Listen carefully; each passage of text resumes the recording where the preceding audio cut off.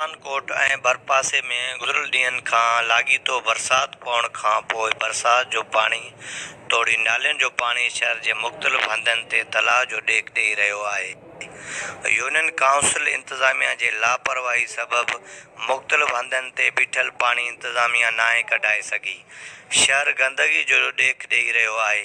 सुल्तानकोट जा मुख़्तलिफ़ हंध लोडरा महला, इस्पताल कॉलोनी, स्टेशन रोड ऐं शहर जे मुखिया बाज़ार बारिश जे पाणी सबबि गंदगी जे वर चढ़ी विया आहिनि।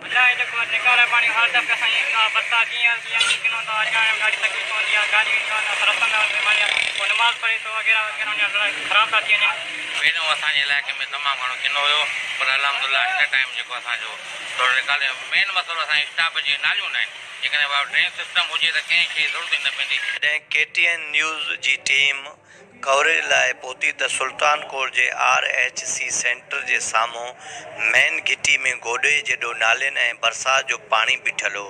इस्पताल में एमरजेंसी हुजण बावजूदि को बि अमलो ड्यूटी ते नज़र न आयो।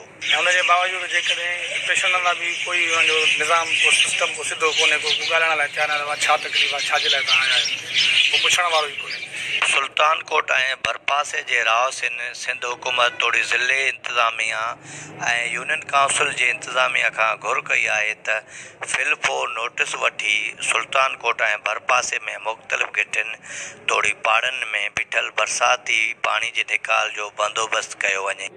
साथी कैमरामैन अब्दुल गफ़ार सदायो सां गॾु इसरार अली चांडियो, KTN न्यूज़, सुल्तानकोट।